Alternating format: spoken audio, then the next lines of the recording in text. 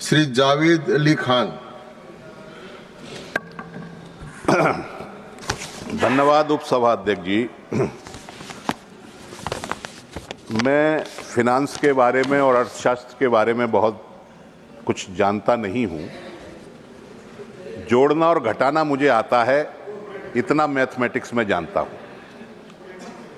क्योंकि मेरा समय कम है, इसलिए मैं बिल्कुल संक्षेप में अपनी बात रखूंगा। जी सर, जो बजट या कोई भी नीतिगत दस्तावेज होता है सरकार का, वो उसकी फिलॉसफी या उसके दर्शन को परिलक्षित करता है। ये जो बजट 25-26 का पेश हुआ है हमारे सामने, इसमें अल्पसंख्यकों की घोर उपेक्षा की गई है। अल्पसंख्यकों की उपेक्षा से मेरा तात्पर्य है कि जो अल्पसंख्यकों के कल्याण के लिए योजनाएं चल रही थीं, जो कार्यक्रम इस सरकार ने बनाए थे या इससे पहली सरकार ने बनाए थे, उनको या तो बंद कर दिया गया है या उनकी मद में भारी कटौती की गई है। एक वक्ता कह रहे थे कि जब तक शिक्षित नहीं होंगे तब तक विकसित नहीं होंगे। अल्पसंख्यकों के संबंध में एक योजना थी, pre matric scholarship for minorities है वो योजना। 23-24 में इस योजना का बजट था 433 करोड़, रिलीज हुआ था 95 करोड़, 95 करोड़। 2024-25 के बजट में 326 करोड़ दिया गया, रिलीज हुआ 90 करोड़। और इस बजट में 326 से घटा करके 130 करोड़ करीब घटा करके बजट हो गया है 195 करोड़। रिलीज कितना होगा हम नहीं जानते, वो अगले साल देखेंगे। एक योजना है post matric scholarship for minorities. 24-25 में इस योजना का बजट था 1145 करोड़।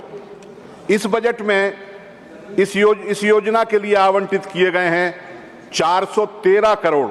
731 करोड़ रुपए कम हो गए, 65% कम कर दिया गया माइनॉरिटी की इस स्कॉलरशिप योजना के लिए।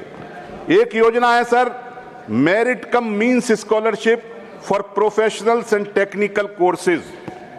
इसके लिए 24-25 में 33.80 करोड़, करीब 34 करोड़ रुपए आवंटित किए गए थे। और 25-26 के बजट में 7.34 करोड़ यानी 83% लेस है और 26 करोड़ रुपए इसके अंदर कम कर दिए गए हैं।